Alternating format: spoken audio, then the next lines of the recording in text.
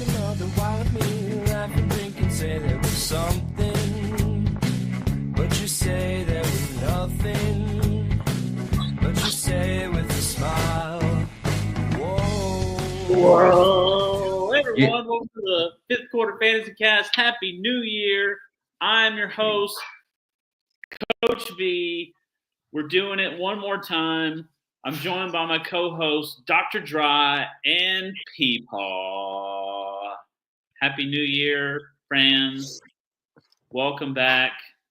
How is your life? New year, new me. I'm quitting fantasy. Mine is shockingly the same as yesterday. So, fantasy could have been rough on some folks this past week. It could have been victorious. We recapped last week that FQF had a chance to bring home, I think, 5 titles in total. And so I brought home 1 unexpected title. Very thankful for that. Wasn't expecting to win that. Was looking really bleak all the way to like Saturday. And then things turned around thanks to Drake London. He started the turnaround. So that was pretty cool. So that's 1 out of 5. How are we looking on the other 4? Don't look at me. Don't. I might as well just leave this segment. I put up in our Superflex league. Obviously, we a little bit inflated. We got extra positional players sitting in there, but I was getting over 200 points. This is a traditional PPR format. Over 200 points each of the previous 2 playoff weeks. And this week, my guys completely rented a complete motel out and they got every single room and then just took a crap in every single room. So that was my season. That's how I lost. So that wasn't really happy to see that, but I tried. I gave my guys all the tools that they need to succeed, and they just didn't do it. So it's not my fault, their fault. Second place ain't too shabby though. There you go, silver medal. I went 2 for 3 in my championship, so brought home 2 for the FQF. 2 that the 2 that had money on the line. The other one was the church league. Winner goes to heaven, so kind of missed out on that, but it's just eternal damnation. So yeah, 1-2. One that felt like I should have won the last 3 years of Dynasty League. Another one was another Dynasty League that was started up this year. Both very competitive. Very excited to be the champion in those. And both of them were blowouts. I don't think anyone got within 50 from me. So it was a nice, easy Monday night. Everything was sewn up. Had the champagne on ice. Just kind of took my victory lap and had my acceptance speech ready and congratulate the opponent. Always classy move at the end. And anyway, I'm already starting on 2025 season. I've been balls deep in research for months now. So now I know where I'm drafting and who to target, and very excited about this 2025 rookie class. So I mean, it was an awesome championship week. And my opponent, my good buddy Joe, he won the church league, so that was fine. And but I want to talk more about Coach V's victory. That was insane. I think we all had an eye on it once everything was kind of wrapped up. But tell us about the team you were going against and kind of how that Monday night went down, because that's why we play fantasy football right there. Yeah, so I was playing an extremely dominant squad, Mr. Vince, who, quick rundown, Joe Burrow, Kyron Williams, Derrick Henry, Jamar Chase, Devontae Adams, George Kittle, James Cooper Kupp. So I was not feeling so hot going into that because my team was like 8-6. He was like 12-2. And when you look at it, like you look like when you go like matchup by matchup, he won like 8 out of 10 matchups, but the ones he lost out on was like a big margin. And so one of those was like in the flex, like Drake London 17, Cooper Kupp 3, and that was a huge margin. And it was just like he was always ahead all the way through Saturday. And then Saturday night or Sunday night when Drake London put up that 17-3, then we were looking at George Kittle versus Jared Goff and Jameson Williams in a 20-point deficit. And I was like, that could happen. That could be a thing.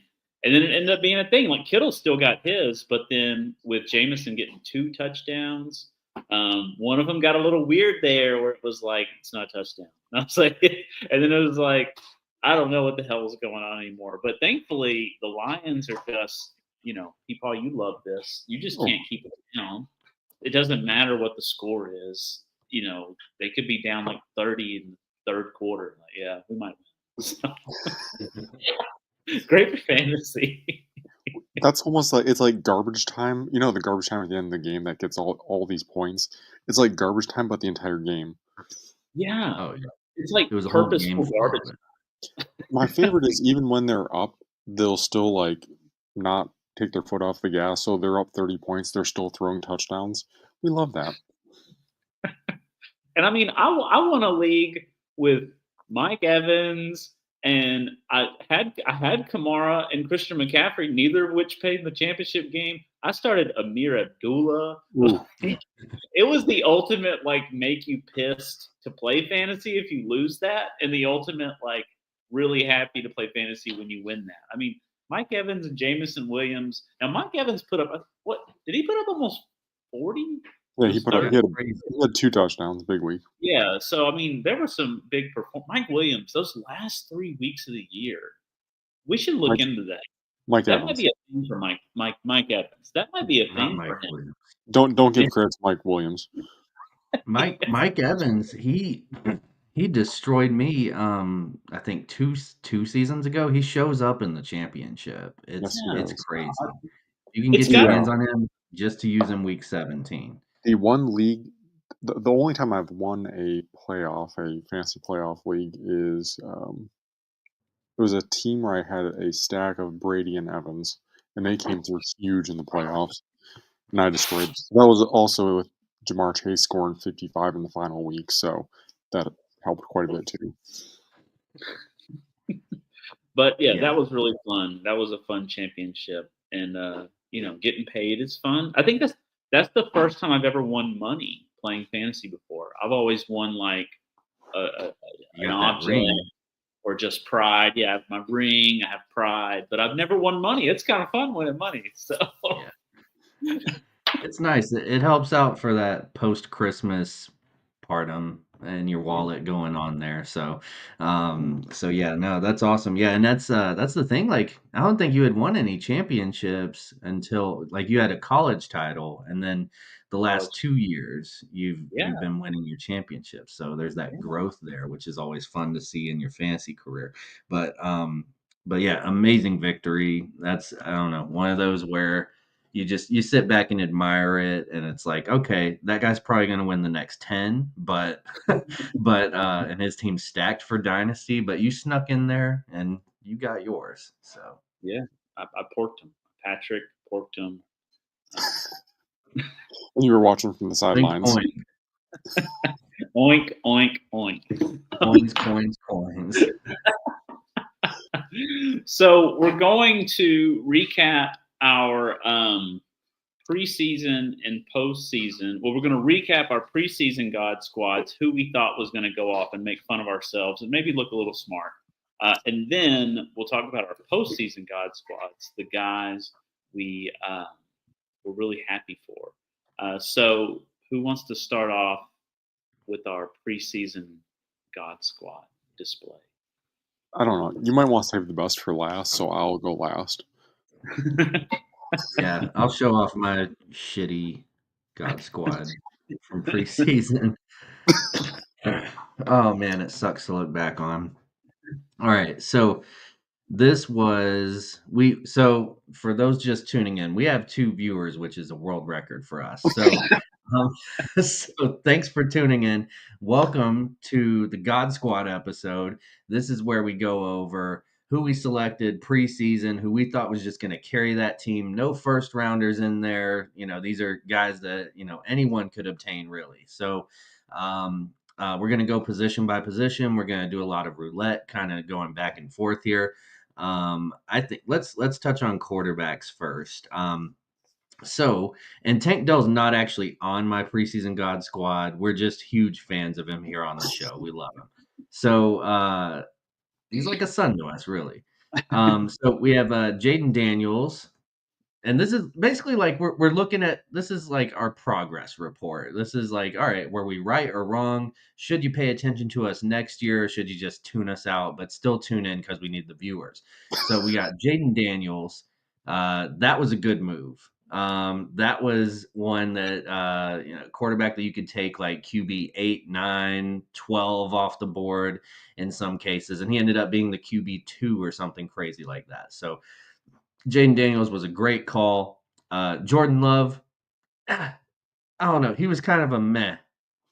You definitely were probably starting someone else over him. I know in a championship that I won, unsung hero Sam Darnaldo was the big hero. Jordan Love just rode the bench and, kind of celebrated with us in the locker room afterwards. But Jordan Love, you didn't love him. You kind of liked him at times, but you kind of hated him too. He just started handing the ball off to Josh Jacobs the whole time. You'll notice Will Levis kind of peeking out over there. That was just a bad take. I think our idea there was you waited on quarterback a little too long, and then even the guys that were after that started getting taken, and then you saw the upside. They were starting to build around him. We're Titans fans here, so we pay attention. They really did try to set him up for success. They had DeAndre Hopkins. They had Calvin Ridley. They had Tony Pollard out of the backfield, Tyjae Spears, Tyler Boyd. They had some pieces. Whenever you look at preseason, it kind of looks like shit now, but like it was there. It was there. They had revamped the O-line. Everything was there. And anyway, just too much mayo in the coffee. Horrible take. We hate Will Levis now. Like I hope he plays in the CFL or something. So that was my quarterbacks. It was kind of I would call it I would say it was good because you got Jaden Daniels out of it. If you weren't on the Jaden Daniels train and you had listened to us and somehow we convinced you to take him in a draft, great. But if you were listening to the Will Levis part, just don't pay attention. But those are my quarterbacks from the preseason 2024 God Squad. I think the craziest thing is the Jordan Love. He was so highly touted coming into this season and just let a lot of people down. So that was probably a big surprise for me, at least off your squad. Yeah. So anyway, there's some really bad ones on here too that we'll go over later. But who else wants to? Yep, there we go. Okay, Brock Purdy, Mr. Relevant. I liked him because he was being drafted in a position where a lot of guys were already taken before him. He was a lot of guys' second string or quarterback on their team. So for that reason, I liked him. I thought mine was primarily focused around guys that would exceed their draft position. Brock Purdy finished so far quarterback 12. He missed a game also due to injury. So not too shabby for a guy that finished quarterback 12 on the season, but he is the only quarterback I got, and then some of these other dudes succeeded greatly, and the other ones, R.I.P. Tank Dell.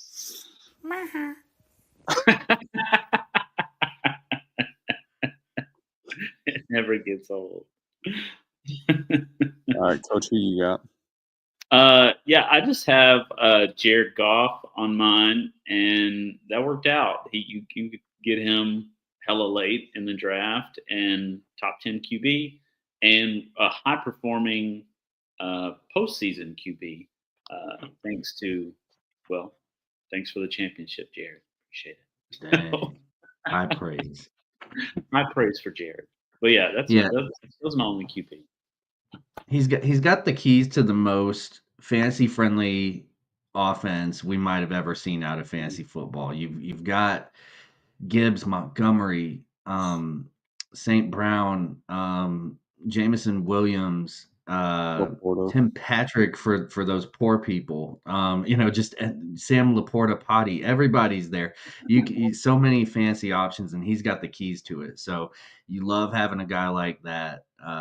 definitely a good call there. And you pointed out most of his games were indoors, and so doing that research, that little extra bit where if you're between two guys, that's who you would draft. So definitely good on the research there. All right. Climate Um, Hey. yes. Let's go over tight ends because we'll just get this shit out of the way. So I have two of them on here.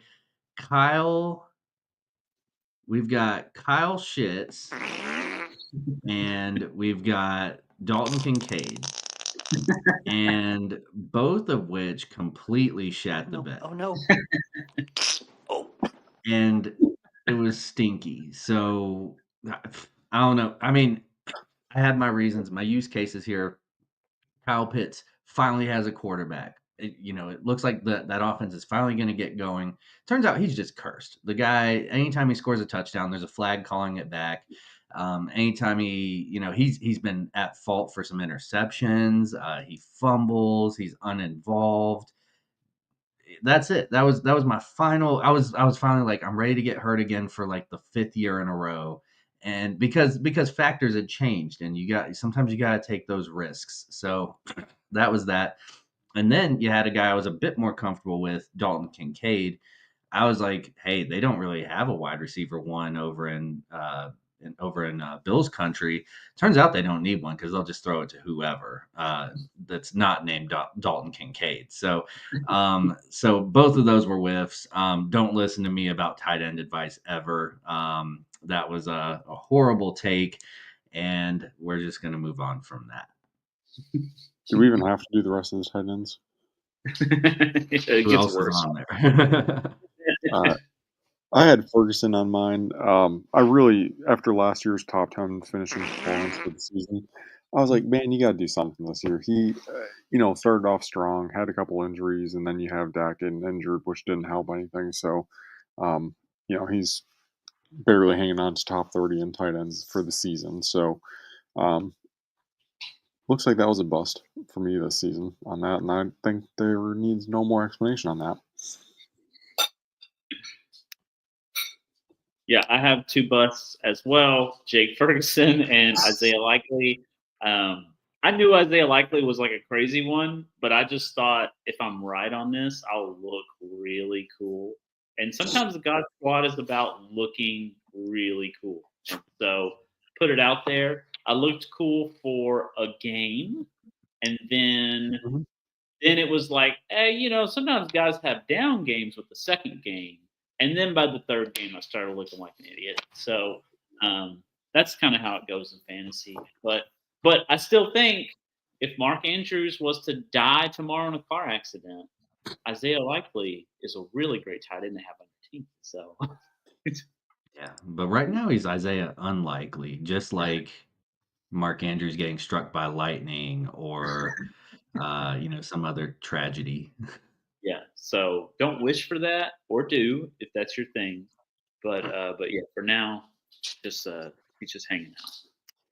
Speaking of wishing for injury, Skittles is in the house. Hey. And I think he did win a championship. I don't know if he had to go to the altar for it or anything, but shout out to Skits. I know he won someone else's family league. So that's always kind of cool. But Happy New Year, men. Congrats on great season. Vinny and Kevin look great, and the other P-Law looks homeless. LOL. Kidding. Same sense. Great year, guys. Excited for what this year brings for this channel. Thanks for tuning in, sir. I was going to say that P-Law's beard looks more groomed than both of our beards. So. Oh yeah, my shit's disgusting. Like, yeah. I have a neck. Yeah. Let's see. Running backs. I'd say I missed on these. Isaiah Pacheco. I don't think you started maybe week 1 and that was it. After that, he got hurt, and then whenever he came back, he wasn't good. So Pacheco, he might have been on on some championship rosters, but didn't really participate, didn't really get anything. Najee Harris, I think he crapped the bed pretty much. He was serviceable in the middle of the year, but you were never really excited to be starting him. Derrick Henry was a good call. King Henry's still keeping it rolling. He's an old man. He's only a few years younger than us. So Derrick Henry, good call. Jalen Wright never amounted to anything. I thought he would get a bit more opportunity. He had a crazy score coming into the combine and everything. Anyway, loved him in college. Thought he was a home run hitter to pair with Achan, but for some reason they were still getting Mostert involved, and none of that worked out. So Mike McDaniels probably needs to tune into this show and pay more attention to Jalen Wright. Might have been like a year too early thing on him. I've seen that happen before. And I'd say I missed on running backs for the most part. Derrick Henry, but everyone knows who that is. So, not really anything groundbreaking there. So, running backs, Jaylen Warren, kind of the potential was there had there not been injuries. I think injuries derailed a lot of what I had going on here. Between Jaylen Warren and Pacheco, both guys spent a lot of the season pretty much injured, so didn't get too much out of them. Cook, he was drafted a little bit kind of. When you have think of your tiers, you have your A tier, your B tier, C tier. He was definitely at top of the B tier, but he was finished as a running back 1 on the season. So running back 9 overall, and then Achan, even with the horrendous time when Tua was not playing and he scored 5 fantasy points a game, he still ended up being the running back 5 on the season. So both those guys were big hits. Succeeded on that pick. Happy to see it. Oh, Gus Edwards also. Guy that is injured, and who thought that J.K. Dobbins was going to play a whole season, so that was a big dud. Forgot about him. Yeah, I think Jaylen Warren, he needs that time, but man, if Najee will just go away, like Warren's got all the burst. He's got it, yep. And he looked good the last couple games. They started using him more. So I still believe in Jaylen Warren, but I just don't know when it's going to happen. And not correct. Yeah, Najee. I think he was a year too early guy, and I was in on him 2 years too early. So he was like last year I was all over him. And Najee Harris just won't frick off. Yeah. But you know what? It's working for him, so why change it? Yeah. I love my running backs. I hit on all of my running backs. So Derrick Henry, Joe Mixon, and Chase Brown. Derrick Henry and Joe Mixon were both change of scenery hits where it's like, oh, you're going to a good situation. Derrick was better. It turns out Derrick was in a better situation than Joe, but Joe still produced. Didn't have a great back of the year as the Texans have just really fallen off the cliff. But Henry was consistent all year, had a few floor games, but nothing that was going to kneecap you and ruin your season. And I don't think he got injured at all. I think he played every game. Is that right? Do y'all know if he missed any games? Derrick Henry? Yeah. Yeah, I believe he played every game. Yeah, so I think they managed his workload well. He wasn't getting beat up like he did on the Titans, where it's like you're down by 30 and he still has to run the ball or whatever. So hopefully he can have a few more years, especially if they get a championship this year. I think that'll motivate him. And Chase Brown, huge leap forward this year. Last year was a little early for Chase Brown, but I know I had him on both dynasties and was like, well, it's gonna happen. And Zach Moss? They finally gave up on Zach Moss, let Chase Brown have it. Boom, big explosion for Chase Brown. Love that for him. Was super excited to have him. So he can be that Mixon for the Bengals, but maybe a little more speedier than Mixon, dynamic. So yeah, loved that he had a great coming out, not of the closet, but of the backfield to take a hand off. So yeah, so what's left? We got running backs left? Or Um, wide receivers. Wide receivers, and then we'll get into the post-season God squad. I think I killed wide receiver because we had two major hits that not everybody was completely in on. You knew about them if you knew about your rookies. I'm obsessed with rookie research, so glad that these came through. Notice I didn't throw MHJ on there.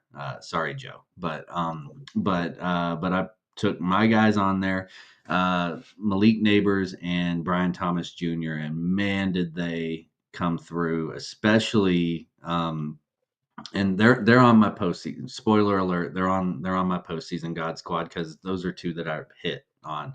And shout out to LSU, that factory that they have down there, that NFL factory, fancy producing motherfuckers that they have over at LSU.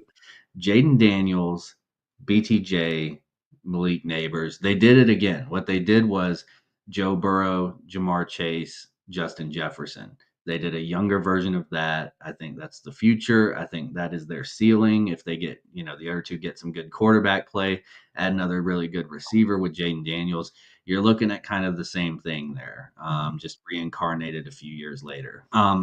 So very excited about how those panned out. DK Metcalf, I think it looks like he's lost that wide receiver one status in Seattle. I think JSN, someone who I wrote off, has come back and taken that spot. And he just needed a year. He just needed a year to get into like a new system. Needed to be appreciated for the talent that he is. DK Metcalf just kind of taking a back seat. I think we finally saw Tyler Lockett die off. Thank God. I hate that guy.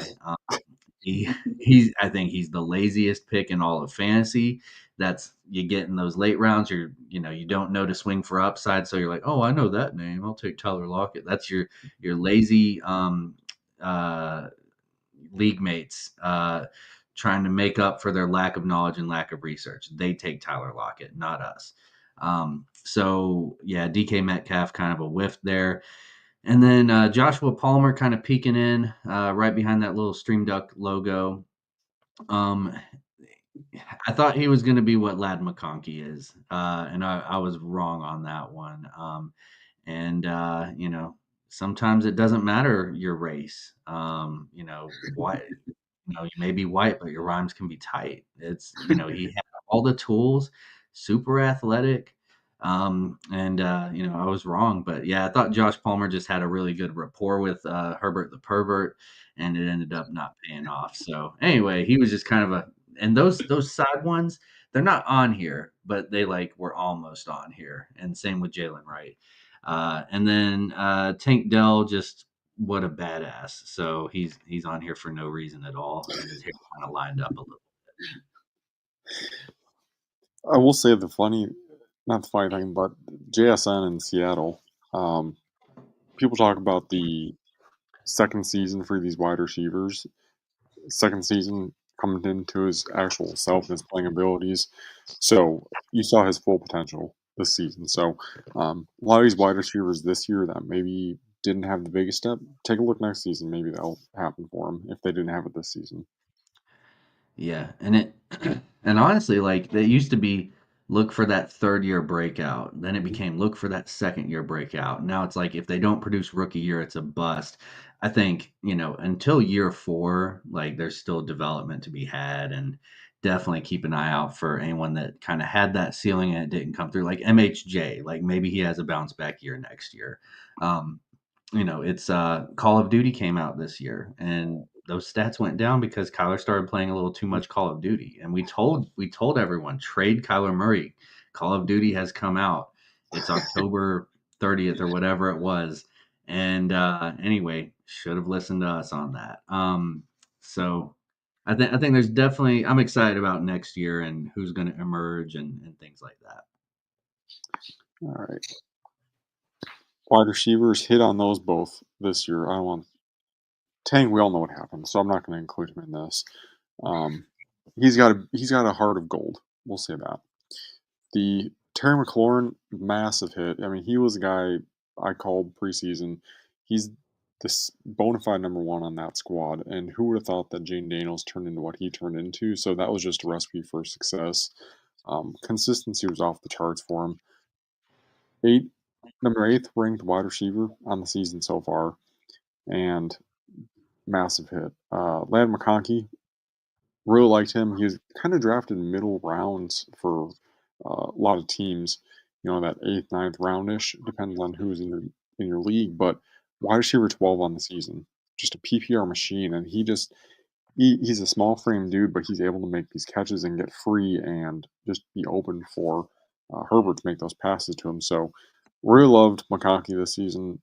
Wish I was able to get more shares of him in some of my other leagues, but had him in one. Ended up failing in that league, but alas, he's still number 1 in my heart. After Tank Dell, of course.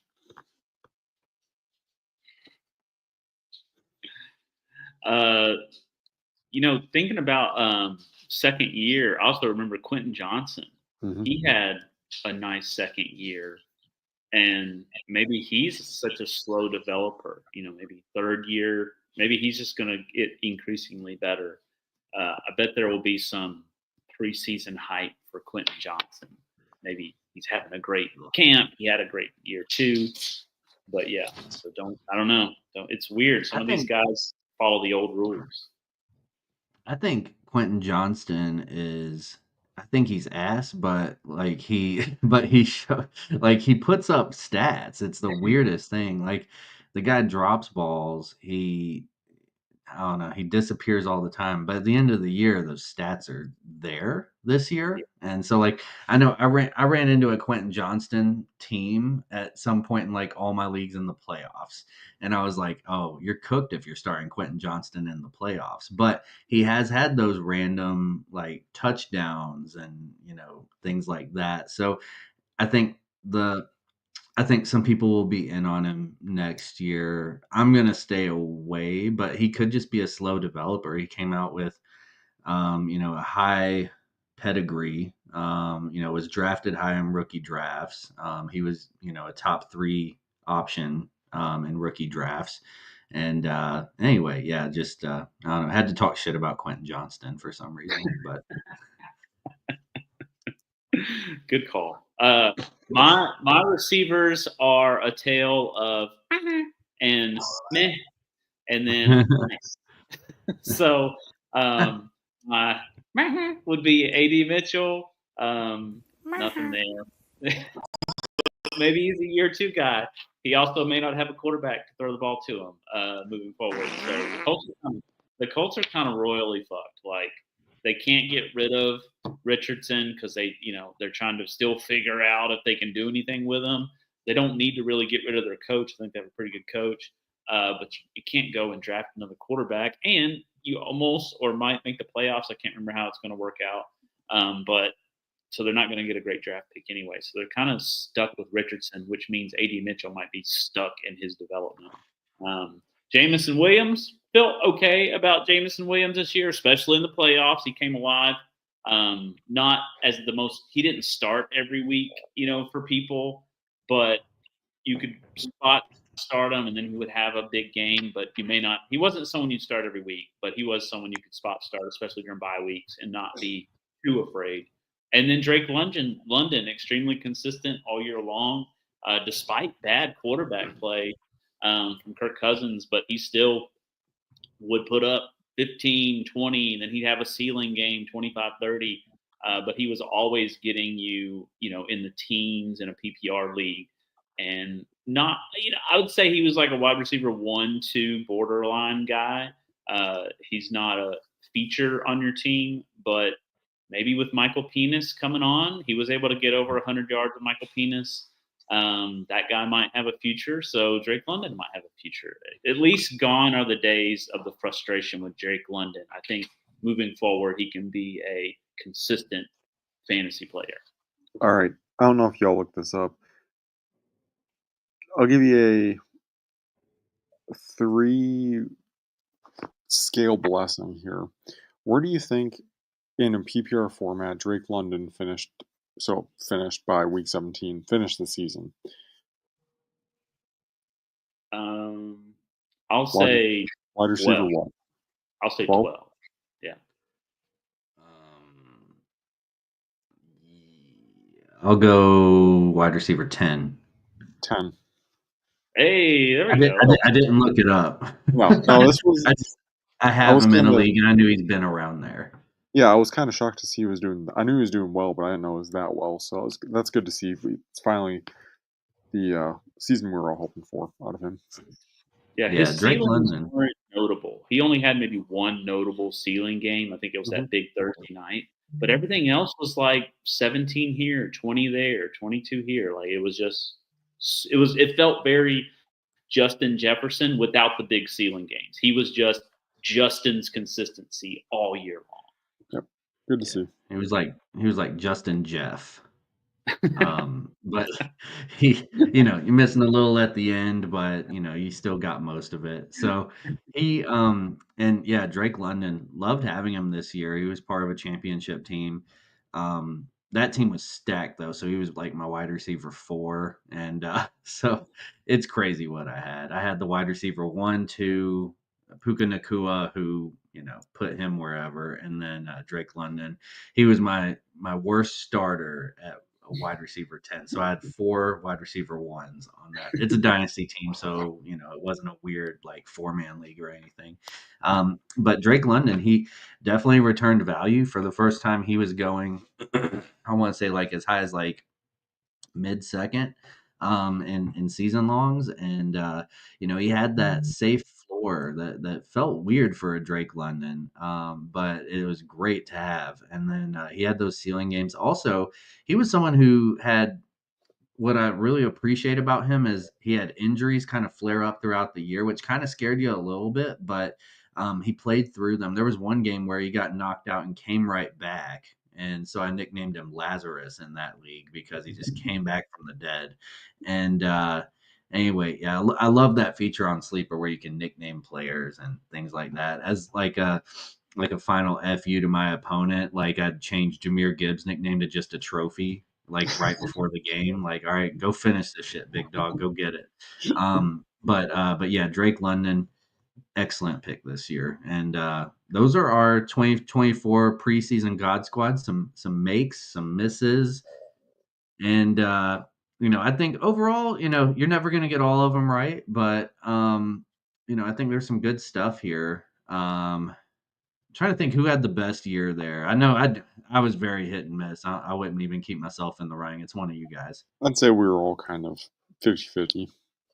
Okay. I think Yeah, if you're, so you're basically, you're betting on it something. If you're hitting 50% of the time, it's not the worst thing in the world, I guess. right. It's really tough to predict, especially with injuries derailing half of our guys. That's true. That's true.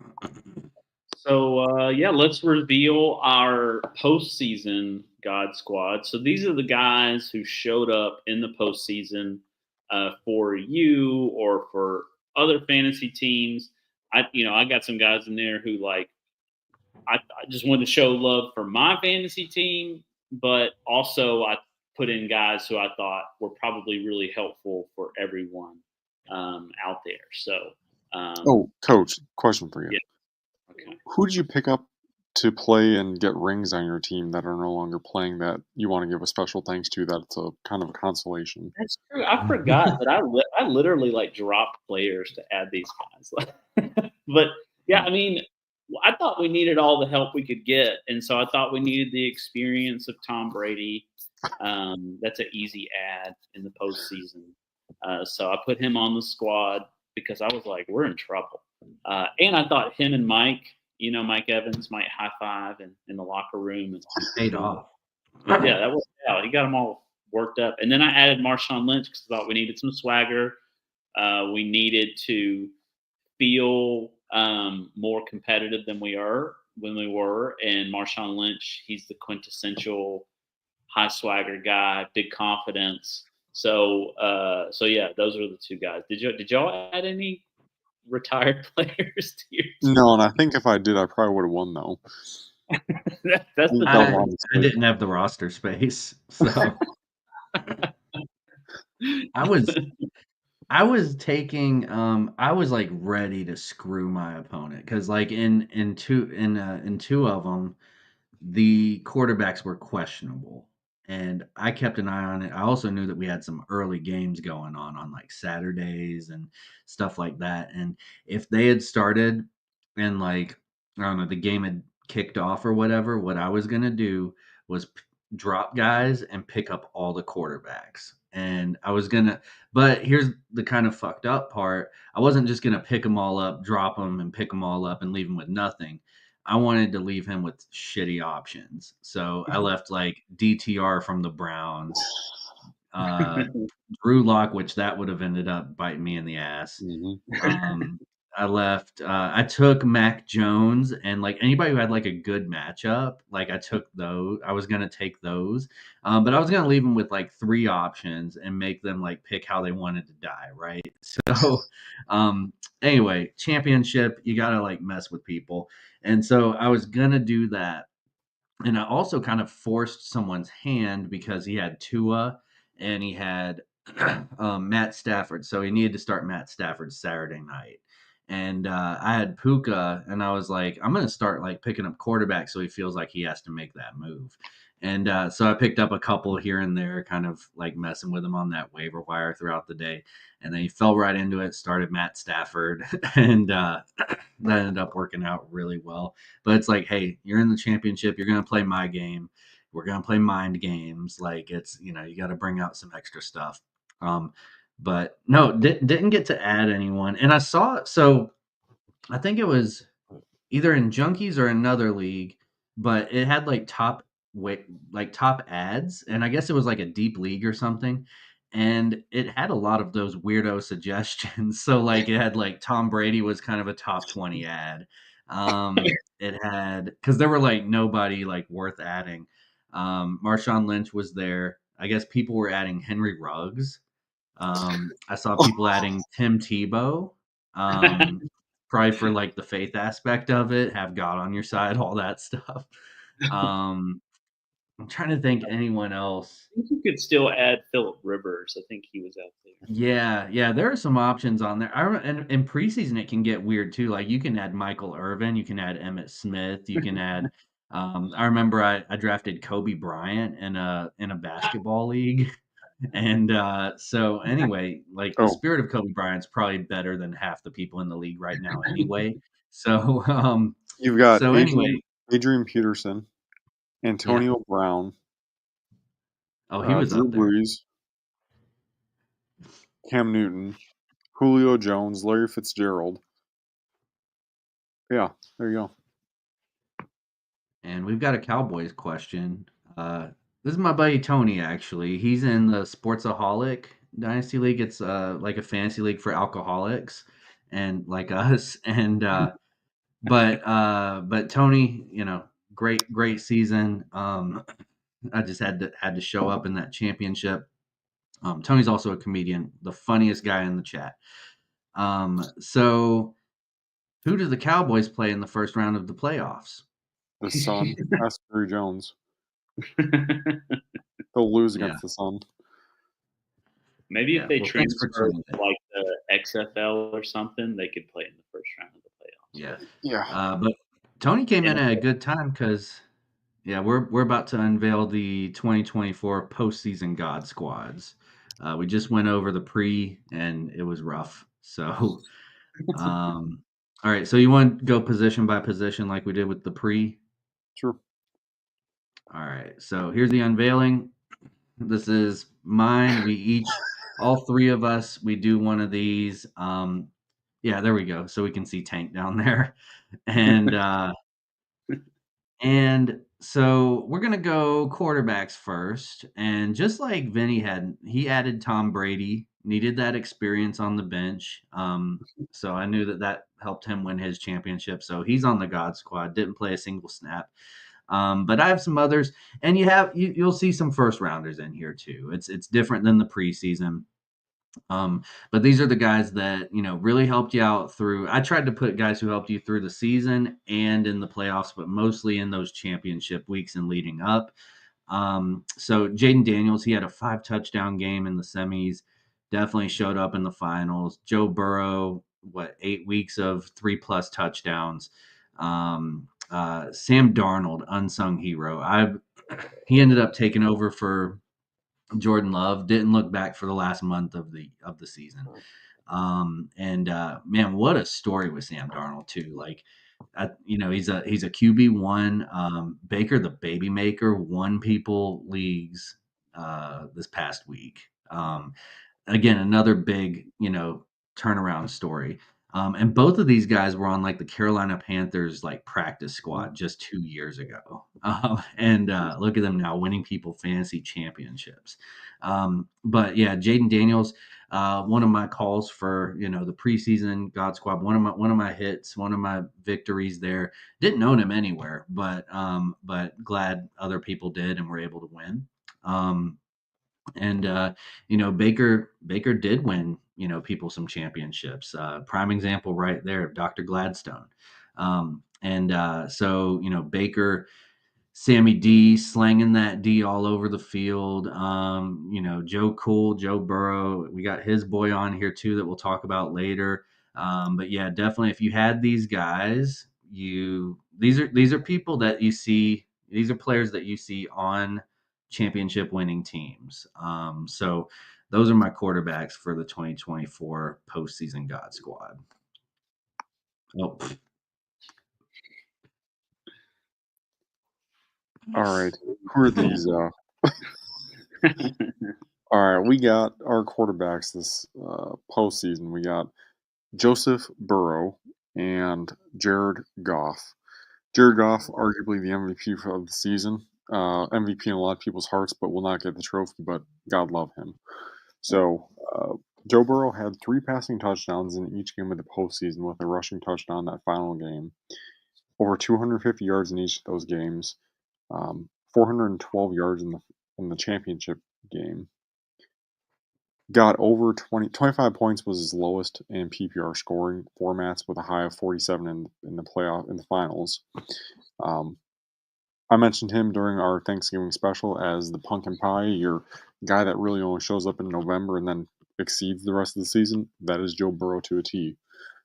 So good to see him coming out and watching that game on whatever night they were playing. Some people were talking about him going for the MVP candidate for the season, which one could argue their team record doesn't show it, but he's definitely carried their team through and throughout and put up some massive numbers on the season. I believe he's quarterback 3 on the season, so good to see him. Jared Goff, as Coach alluded to a little bit earlier, he's a guy that is set up for fantasy success. During playoff stretch, he was quarterback 2, 3, and 8. 5 touchdowns in that first week with 3 touchdowns in each of the semifinal and the finals week. Finished as quarterback 6 so far on the season. Definitely higher than where he was drafted at. And over 300 yards in each of the games of the playoffs with nearly 500 yards in that first week of the playoffs. So both these guys putting up massive numbers and probably the sole reason that Coach was able to win his playoff. You can thank the MVP later. When did Jared Goff throw 5 interceptions? What game was that? That was against the Texans. But they still won. I just want to know they still won. I think CJ Stroud threw like 3 or 4 or something. It was an interception fest. There were 9 interceptions. It was like Patrick the Porker just came in and started fucking the competition. Well, you know what? It doesn't matter because interceptions lead to more passing, and we love that, so it's fine. I think he still threw 5 touchdowns that game. He's the MVP. It doesn't matter.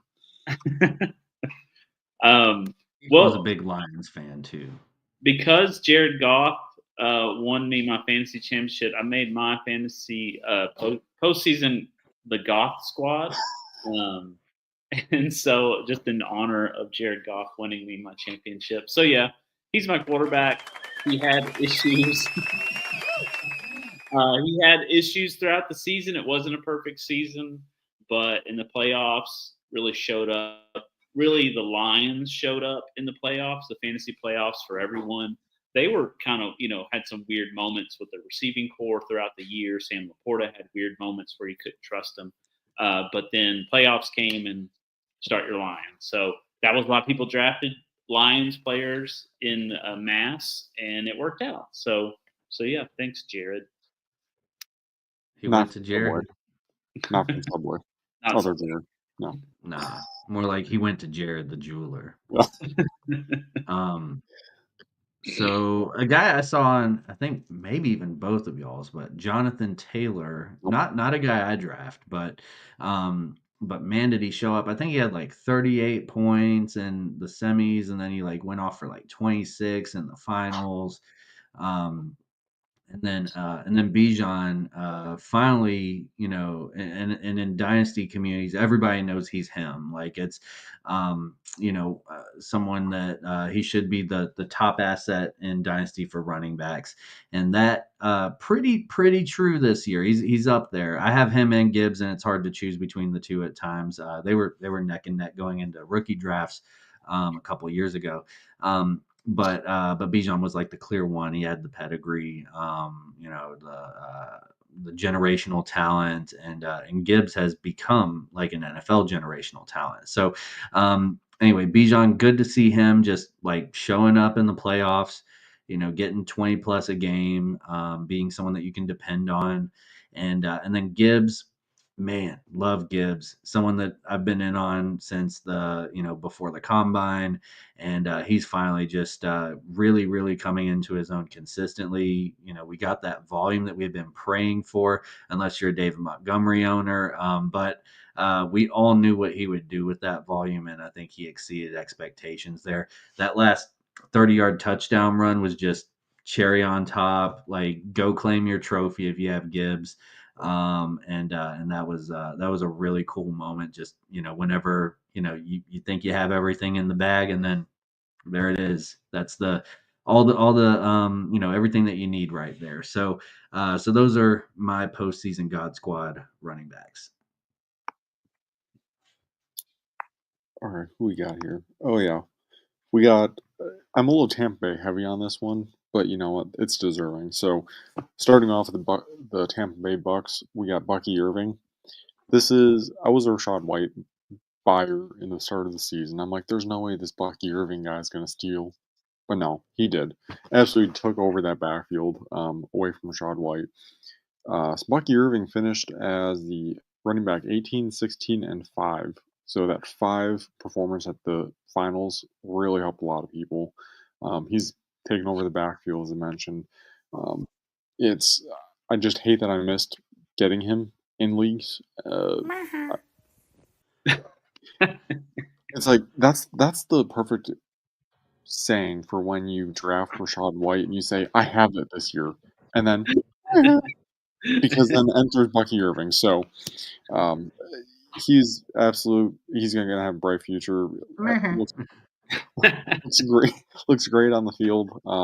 The other guy I got sitting in the back is Amir Abdullah.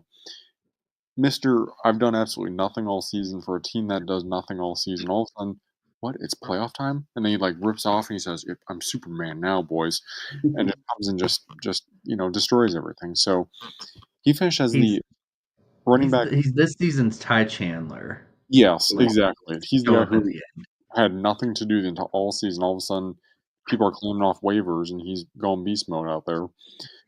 Running back 7, 15, and 7 in playoffs. So if you were in a deeper league and you were, Coach, I believe you said you started him in one of your leagues. If you're like, it's a nasty league, you got injuries, deep league, you throw him out there and the dude produces. So am I drafting him next year? Absolutely not. Am I going to look for him? Absolutely not. So this is just his 5 seconds of glory right here. That's all he gets from me. Yeah, Amir Abdullah. He was gonna make my list, but I was like, I don't. No. No one is proud of starting Amir Abdullah. So No one. Just do what you have to do. You kind of feel like an asshole for playing him. You're like, well, like I truly have no one else to play. So. Yeah, like you go against like Devon A-Chain or something, and then he outproduces him by 5, like 5 times what his production was. It's shameful. You kind of feel like a dick. You're like, yeah, just here you go.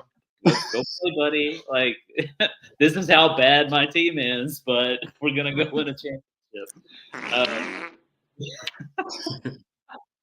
So yeah, I had Jonathan Taylor just like other folks Dr. Drye did. So yeah, just really in that championship was insane. He was the one. I think he almost had 40 points. I think he was like 39 in the Yeah, I think that was his semifinal game. He was one that definitely got you to the championship, and then did what he needed to do.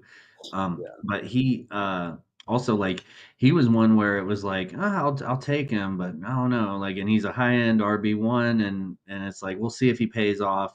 Proved it in the playoffs. Yeah. So yeah, nice job, Jonathan. Probably will bait more people into drafting you next year. But I still won't draft you. Like I just don't believe in it. It's too much. Injuries too. Yeah. There was another guy. Oh, never mind. I thought No. that was Tyson Spears, but it wasn't. But he got hurt. So,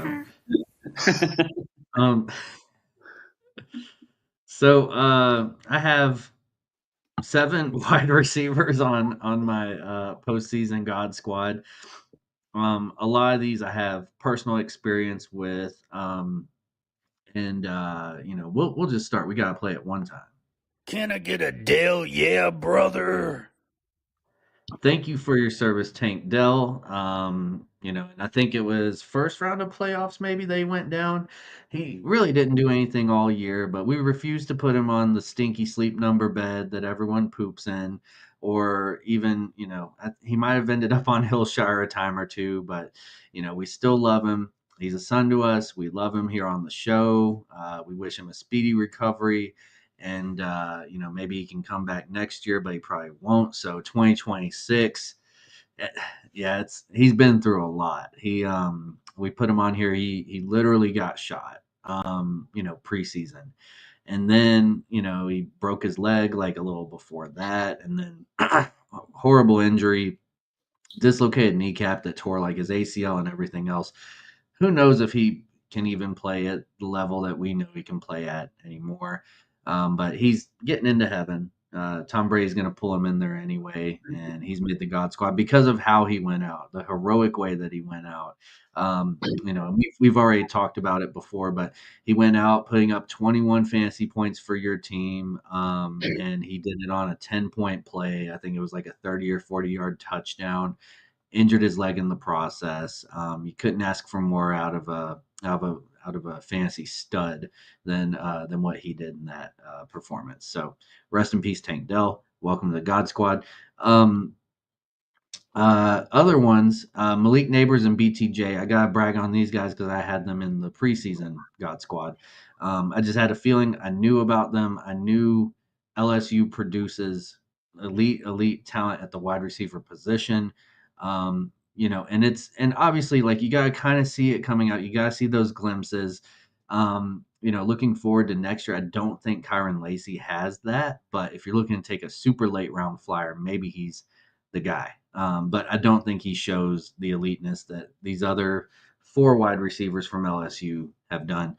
LSU is wide receiver U. I don't think it's Ohio State. They don't produce at this high of a level at the position. But Malik Neighbors, I said it. I've been saying it for over a year. Better than MHJ. He proved it this year. And boy, did he prove it in that championship, going absolutely bonkers. BTJ, consistent 20 plus, like, for the last half of the year for sure. And he's done it with ass quarterback play. Same with Malik Neighbors. Who knows? Maybe they get Jameis Winston and they can just slang it to him all year next year. So it's not about winning games. It's about winning fantasy games. So those two. Puka Nacua, who I'll admit I started to lose faith in a little bit while he was hurt, and started shopping him around. Even traded him in one league, but I made sure to trade back for him, give up a first, well worth it, because that first ended up being the 1.12 because Puka helped me win a championship. Glad to have him. I'm sorry I lost faith, but glad he's back on the team. And in that one league, I mentioned Drake London being my wide receiver 4. It's because of Jamar Chase, Justin Jefferson, Puka Nacua. Like, London's going to be your 4 there. And then Ladidi McConkey, one of Peepaw's boys. He's on here, and he has that ramen noodle haircut, which I just noticed. one that all the kids have nowadays. So we know he's hip. He's going to be hip for a long time. And anyway, what he did in the playoffs, just completely taking that number one spot, and really showing up 25 plus in the finals.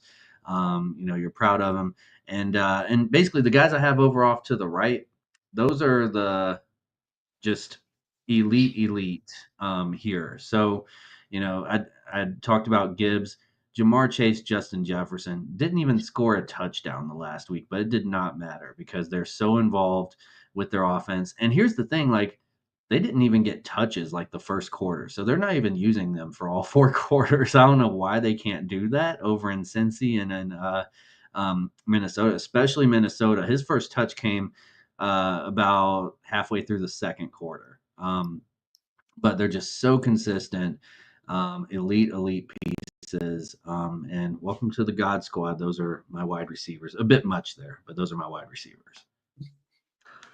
Bit loaded there, don't you think? Yeah, got a little overboard.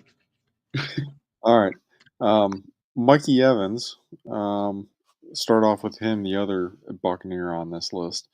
He had a little bit of a down during the semifinals week, but finished as wide receiver 3 and 5 during the first round and the finals week. 4 touchdowns during the playoff stretch, and you guys know he's got some insanely long stretch of 1,000-yard seasons that he's still trying to continue. So you knew they're getting him the ball. He's sitting at about, I think, 915 yards currently. So assuming you have Week 18 playoffs, God bless your soul. But assuming you have him, start him. He's going to be getting 1,000 yards this season, and they're just going to be airing him the ball left and right. So year in, year out, he seems to just keep getting done. So good for Mike Evans. And then in the back over Joe Burrow's shoulder there, we have the other Buccaneer on this, Jalen McMillan. Hey. Kind of like Mir Abdullah. Came out of nowhere. He's the third rookie on this list, I hear. Jalen McMillan, he kind of came in at the end of the season. I think had Chris Godwin played all season, he might not have had as big of a role in the team. But he was able to produce and wide receiver 2 finishes in all of the playoffs from a guy you probably wouldn't have expected to, and you probably pulled him off waivers in week maybe 15 or even 16, depending on the league. So good to see performances out of another solid rookie. And Brian Thomas Jr., already mentioned him, but he is a favorite for Mac Jones. So Mac Jones, you can keep that position as far as I care for fantasy purposes. And he is he's one of the top wide receivers, wide receiver 4 on the season. So arguably the best rookie wide receiver of the class this season. I know there are some injuries and some other circumstances that happened, but BTJ deserves a gold medal as well. And for that reason, he made the God Squad for the postseason. I had Mike Evans as well. I think the only thing I can add to Mike Evans is maybe his postseason fantasy success has to do with that 1,000-yard streak. I don't know. I haven't looked back to see like at what point in the season has he achieved the 1,000 yards. But maybe after 5-6 seasons of doing that, you want to keep that streak going, and that pressure kind of builds. So him and whoever is quarterback, they're always kind of same mind. We're going to get you that 1,000. So maybe that's part of his fantasy postseason success is maybe he always hits his 1,000 or he's in range of 1,000 right during fantasy playoffs. Something to look into maybe for the future to be like, oh, he actually had a great year. He hit his 1,000 in week 10. Maybe I don't start him fantasy playoffs, but I don't know. To think about. But yeah, and that can help you whenever you're between like do I take Mike Evans or this guy, and you swing for upside because he's kind of past those years of being like a top 2 round pick. So it's like, hey, like as long as I can get to the championship, the goal is to win it. So maybe that's where you go, Mike Evans. Michael. All right, tight ends. All right. Tight ends. 2 guys, 1 cup. All right, so we got Trey McBride and Brock Bowers. These guys were consistent throughout the year. I think they finished tight end 1-2. I haven't even checked, but I think we can all agree that's probably the tight end 1 and 2. This rookie class, man, like it's crazy, like just what they've done. I was a non-believer in Brock Bowers, and I should have believed. I should have believed. He, really, really came through this year just as he's their whole offense, and rightfully so. They don't have anybody else except for Amir Abdullah. But I think we're going to see Brock Bowers go toward the end of first rounds, early second rounds next year. I'm predicting a big, like, starting ADP for him. Trey McBride, I think you can get a little bit of a discount. And here's the thing with Trey McBride, he did it without scoring touchdowns until that last week. Well, So, caveat on that one. He actually had, I think, 1 or 2 throughout the season, but they were like falling on it on a fumble in the end zone. He never had any yeah. receiving he never had a receiving touchdown until like this last game. Yeah, good point on Yeah. that one.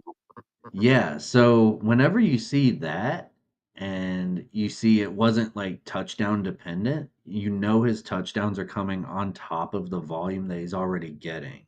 Because you can't beat that's a lot of like just not good luck. Like because he should have like a good 8 to 10 touchdowns. On the low end you think 6.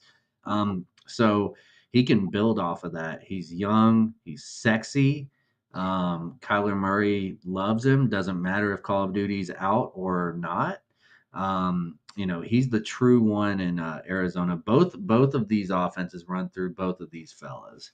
So, super proud of them.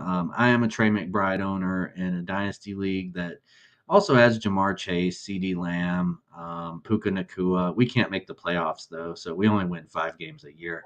But he's on that team, so the future's bright. We just gotta get lucky.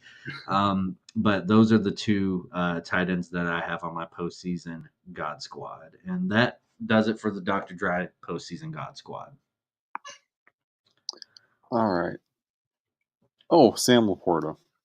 He was a guy who, beginning of the season, for where he was drafted, he did not meet expectations. Really came into it towards the tail end of the season. Probably weeks 12 is where he started getting going again. During the postseason, tight end 3, 6, and 7, and like I said, flashes of it throughout the season, but never was consistently there. And all of a sudden, it started coming on. Jared Goff found his dude and dudes for the wide receiver core.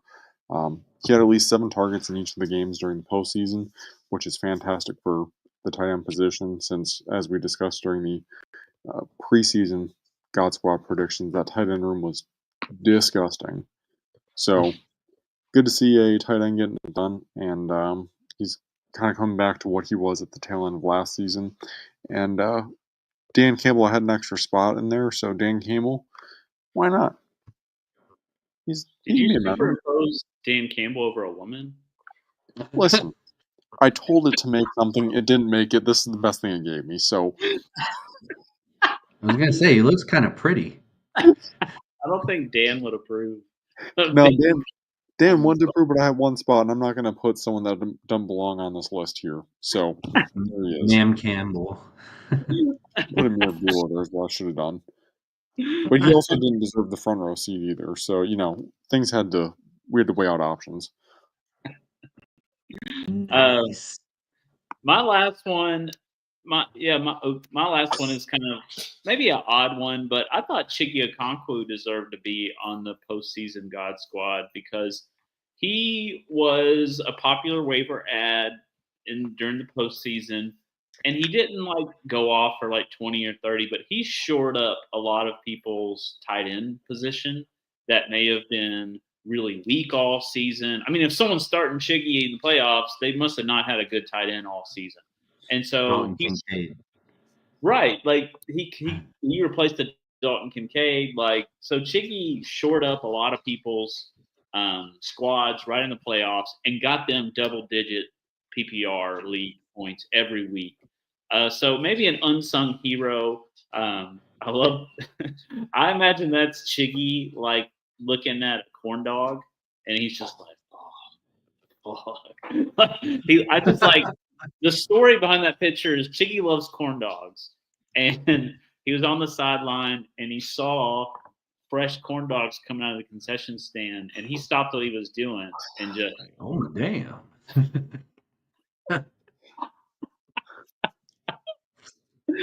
but yeah, so, and we haven't got to mention Chiggy all year, so I just want to talk about Chiggy because he's a nice guy, and I hope he gets better quarterback play in the future and can be something because he's a good boy, he's talented, he needs just someone to unlock his potential. Yeah, I mean, I think the reason we didn't talk about it is because of William Levi's. He was the reason that we never talked about Chig, unfortunately. So that's the postseason God Squad. We're well over an hour. We had questions to do. Do y'all want to do questions, or do you want to do just closing remarks? I wanted to do a quick sponsor shout out. Oh, sponsor shout out. Here we go. Because they keep the lights on here. Just quick shout out to Hillshire Farms, Sleep Number, McDonald's, Pabst Blue Ribbon, the Loco Taco, Great Wolf Lodge, Bobby's Birthing Plans, most importantly, Mackle's Pizza, Patrick the Porker, Waits for Men class in the city of Smyrna, Duke's Mayonnaise, the CDC, the coronavirus, Little Dutch Maid, Aiden Brantley, Ken Pilkerton Chevrolet, and the 2024 presidential election candidate Boots Donnelly campaign. That's important to note because they make us who we are. They're a little piece of everything we do. So, anyways, what do y'all think? Closing remarks or questions? Why don't we each do? If y'all each have a question, let's do one question. One question. Yeah. Okay. I'll do my question. My best question would be workload worries. So, example would be like Jahmyr Gibbs, a lot of workload this year. Alvin Kamara, older, getting beat the fuck up in New Orleans. Ken Walker can't seem to finish a season, start strong, and now Zach Charbonnet. So, are there players who had a heavy workload this year, and maybe one of those is one of them you thought of, who you're like, ugh, I'm not excited or I'm worried about you for next year? Nothing about your performance this year. It's just the workload this year may have been a lot. I kind of had a question similar to those lines is, do we think this running back resurgence is going to continue in the next season? But it's so tough. I mean, you do have to manage. We love kind of fantasy players. We love these workhorse running backs. When they get injured, though, is when they get screwed. So I could throw Barkley in there. I mean, Barkley probably arguably had the most workload of any guy, but these guys are also built like Mack trucks and will go through anything. So long as they're managed throughout the season, I would like to see these running backs take a bigger role over the wide receivers to some extent. We'd love seeing some offense in here. I think so long as they're managed throughout the season, you want a probably good 1-2 combo, but the injuries are scary, and it's always something we can't prevent, and it sucks when they happen, but if these guys are treating their bodies right, it should be fine, in theory. Some of the guys I'm a little worried about. Jonathan Taylor, guy that gets a lot of workload. I will never draft him because of his injury history. James Conner's another one of those guys. He almost made it through the whole season this year, got injured again. So kind of these injury-prone guys I'd be staying away from, but the guys who haven't had much concern in the past, I'd kind of be more fine staying with for next season. Yeah. So I think a prime example of like what we don't want to happen is look at CMC. He was the 1.1 for so many people. He was someone I would not draft. I was telling people, and they thought I was crazy. Don't draft CMC to like 1.8, 1.9 if he falls. Like that's where I'm comfortable taking him.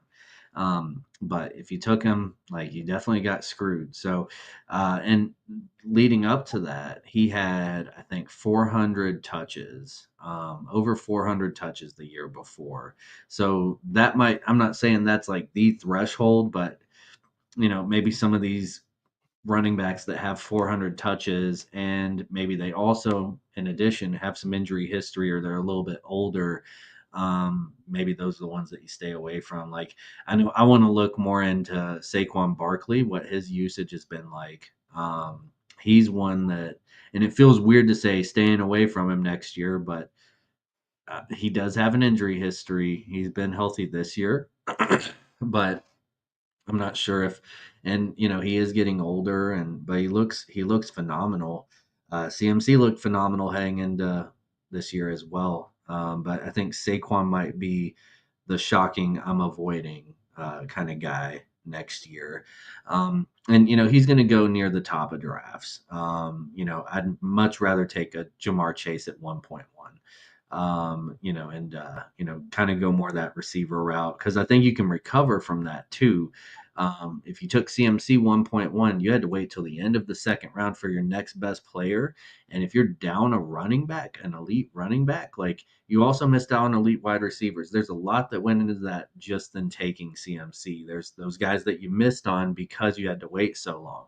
So, I think James Conner, I think, is an avoid. I'm also, I age discriminate with running backs, and I think that's smart. At times, sometimes you miss out on things, but I don't know, maybe wait on running back. I'm a huge believer in that. Or if you go young, like look at a Gibbs, look at a Bijan or someone like that in the early first if you're looking to go running back first and how you construct your roster. But yeah, definitely some workload worries to kind of look at as we get closer to next year. All right. My first question is, will 2025 finally be the year for Kyle Pitts? Will he come out of the bedroom, or will he stay in Kyle's room all season? No, it's over. It's over. No. All right. No, we're not stepping on that break. Does- No. Did Kyle have a bathroom in his bedroom, or is that in? I think he had bedroom is a bathroom. I think he had a chamber pot. He Oh. couldn't even leave the bed. Like, he just shit right there on the bed. All right, real question here. I got two questions. Do we think there's going to be another top 5 tight end this season that's rookie? It's never happened before. Now we have it 2 seasons ago with Laporta last year. We have Bowers this season. This next upcoming season, we got Tyler Warren coming out of Penn State, and you got Colson Loveland coming out of Michigan. Those are your 2 cream of the crop tight ends, if you will. Is it possible we have another season with a top 5 tight end rookie? Depending on where they go, obviously. And these are guys like they're probably a flyer, depending on Brock Bowers, like he came with draft capital, all that stuff. But so did Michael Mayer the year before. Yep. So it really is, the last couple of years have been kind of an outlier. We've been blessed at a resurgence of young tight ends. I think if I have to put money on a guy, Ty Warren, because the position is so bad, you can get top 5. You just need a good landing spot. I think I haven't watched, I'll be honest, I haven't watched much of, Loveland. Is it Loveland out of Michigan? Yep, Colson Loveland. Yeah, I know, like, both of them very highly regarded, but watched Ty Warren just last night, and I was pretty impressed with him. So, yeah, I don't know. There's probably another guy that we haven't even really looked at yet that's like an athletic freak. Laporta was, I know in one of my drafts last year, Laporta went in the last round. So there might be another guy out there, but depending on where Bowers was going like round 10 or something, like on the based early on side. that touchdown Tyler Warren scored last night, he's gonna have to learn how to get 2 feet in bounds instead of just 1 foot. Damn college rules. Yeah, I think it's possible. We could get another one. Three was a trend. If we get that third one, then I'll be like truly sold. It's like, okay, something's changing in the NFL and the way they use tight ends. But location is so important. Laporta went to a place where everyone's going to thrive, and then Bowers went to a place where he was literally the only guy, the only talented guy out there. So, there could be a lot of wasted talent. But I think good teams are looking for a way to like differentiate, and maybe a good tight end, a good young tight end is a way to differentiate, especially when your receivers are really well matched between other teams and running backs are well matched, but we have an advantage here. So I think it's possible. All right. Mine's another next year question. Who is your 1.1 next year in a PPR in America? Redraft. I hate the 1-1. So you've been screwed with the 1-1. It's for the same reason that you said you won't draft CMC round or 1-1. I hate having that pressure of, you feel like you can't go wrong, but you can go wrong pretty bad with that 1-1 pick. And when you're, pick 1-2 or 1-4, it's kind of the decision's made for you. So I hate 1-1. I hate. I think it depends on quarterbacks, what happens with those this offseason. But in a traditional PPR, I mean, I don't know how you don't go with Jefferson, not Jefferson, Jamar Chase, the other LSU player. He's just year in, year out, ball hog, and gets the ball all the time. It doesn't matter who's out on the field. And potentially you don't have T. Higgins there next year. It's just going to be more and more possibilities and potential for Jamar Chase. But I would go Jamar Chase if I were to make that decision today.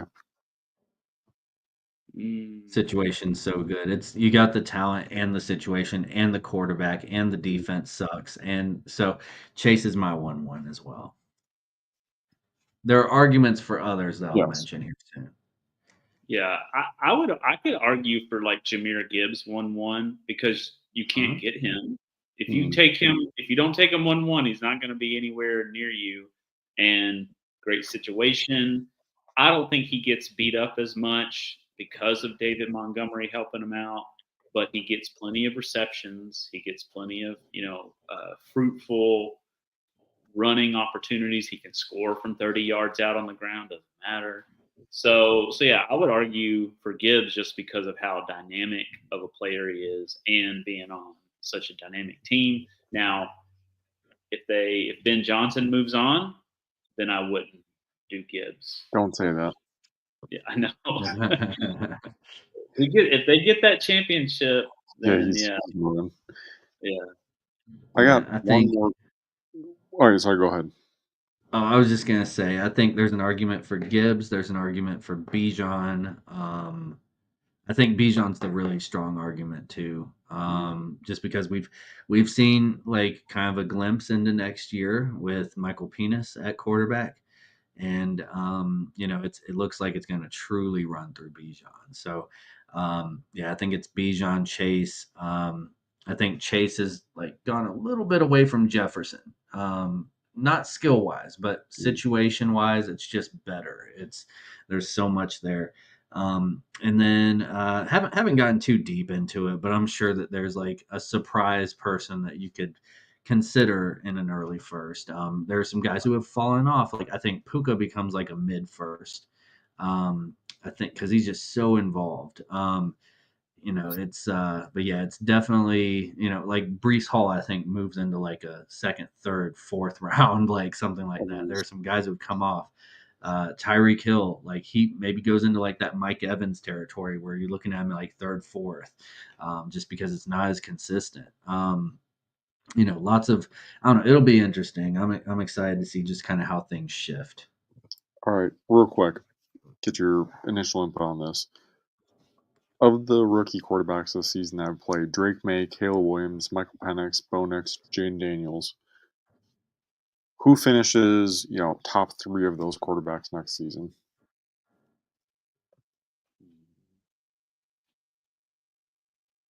Jaden Daniels. 1. Bo Nix. The third one's hard. Mm-hmm. Mm. What you got, Coach? Yeah, I mean, I like those two, and I'd probably put maybe Drake May because they're going to get a good draft pick. They're currently the number 1 draft pick. And if they don't use that, then they're going to, collect draft picks with that. So he's done okay with shit ass team. But there's some talent there, and give them an off season, give them a chance to maybe draft some talent or make some moves. And yeah, I could see Drake May slipping in there. Yeah, Drake May might be my third. It's tough for me too. I think so. I took Caleb in our Junkies League as my kind of future prospect based on how well he was touted out of college. But he's shown progression throughout the season as a rookie would typically show. I think they get a decent offensive line in front of him. He should show some pretty great improvement over this season. But yeah, I mean, we got a loaded quarterback class this year, so all in all, I don't know if you can really go wrong. I see them all being top 12 this season. Next season, rather. Yeah, I could see LGBTQB1, doing pretty good. He could finish like third. So it's, and that's another thing. Like they're going to be redoing coaching and all that stuff. Maybe they get your boy from Detroit. Who knows? I hope not. Yeah. So anyway, yeah, I think that's good. But yeah, I guess we're gonna put a bow on this season. Unless we had any other questions and things that we wanted to go through. But yeah, just closing remarks on the year. Anything you want to talk about week 17, championship week, moving forward into next year, FQF reflections, things like that. Congrats to the boys for bringing home championships to us. I got nothing. I got a silver medal if that's consolation. But congrats. We'll work on next season, and hopefully we can hit a better God Squad preseason next year. Yeah, good first full fantasy season with Peepaw on the podcast. So I think Peepaw adds a good element, makes it more. I think it's even more fun with Peepaw. So we're glad to have him on here, and I think we had a successful year. I think we have about the same viewers this year as we did last. But sometimes people do this for 20 years, and then they finally get paid. So someday we'll get paid. And more than just our parents will be watching. Still waiting for that first royalty check. Yeah. Right. We have a ton of sponsors. Yeah. I've been hounding the sponsors to actually pay us, and no response. Like I get a lot of like dial tones and, oh, this email is gone to a spam. Well, that's because Ken Pilkington's so busy selling Chevrolets at the 99999 deal. I'm thinking that it's not because they don't want to pay us. They're just like forgetful. These are small businesses. So they'll get around to it. We'll get paid soon. Yeah. Yeah. Let's see. So kind of a reflection on just championship week 17. We all, you start your studs to get there, things like that. Everything that you did through the year, all the research, all that kind of comes to fruition. You can throw most of that shit out the door once you get to week 17. There are extra factors that you have to account for. I think we learned we have to account for monitoring injuries, not getting screwed, like, those Thursday, Friday, Saturday games, understand who your backups are and how big of a risk is questionable, learn coach speak, all those things. Also knowing your opponent and what injuries they have going on, you could gain a real advantage there. And then also like incentives. Mike Evans trying to get to 1,000 yards. Pay attention to incentives. Pay attention to game flow? Are teams still competitive? Are they still searching for playoffs? Are they locked into a specific playoff spot? That can play a huge role. Like, and we've seen examples of it, like the Texans locked into that 4. Not really a big deal. They got blown out. So, it's one of those things where you got to pay attention to all those things. And also like just who's hottest at the moment, who's the hot hand. Pay attention to backfield splits, injuries, all those things. So a lot of factors there. Also the holidays, like stay focused on what's important, your fantasy team. Like all that goes a long way. You got there. Why waste 3 to 4 months of hard work or more if you're just going to throw it away that last week and not pay as much attention because you have distractions like family and things like that. So yeah, so that's like week 17, just kind of a rant. But also shout out to Peepaw. I know on a personal note, like it's been one of the roughest like seasons for me. I have a 4-year-old and an almost 1-year-old. We normally do the live stream at around bedtime, so I'm always in a scramble trying to get things done.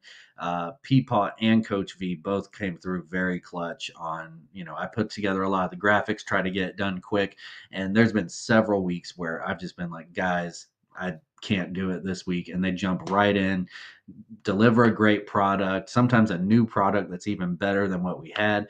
And they put in a lot of research into this. So shout out to the co-hosts on this. Peepaw, great addition. One of those things where I was like, well, I've got this, podcast with my best friend, third party coming in, but I trust Vinny's opinion, and he was right from the jump. So Peepaw, got in, found his own, and really made his role his, which I think was awesome. Really made FQF stronger, and will be really good heading into year 3. And I should have some more time to dedicate on my end next year because my son will be older. So, but no, great job, everybody.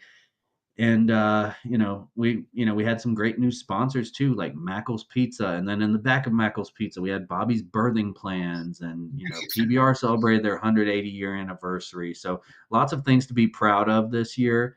And anyway, but it is a grind, and ready for a little bit of a break. But it was definitely worth it. Definitely, heartfelt season, and I appreciate both you guys and all of our listeners. Once we get them royalty checks, we'll have more time to devote to this. Yes, exactly. We just gotta get Michael to give out some of his money he's earned. So just gotta chase Michael down. So, but yeah, great season. We will be intermittent between now and fantasy ramping up in the summer, but check back in. We'll have a random episode here or there, But in the meantime, Peeps, since it's all about you this year, why don't you take us out?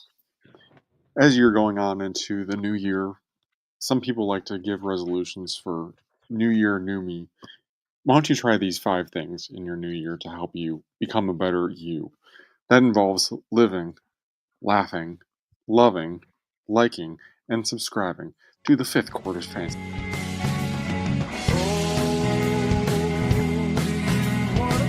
See ya.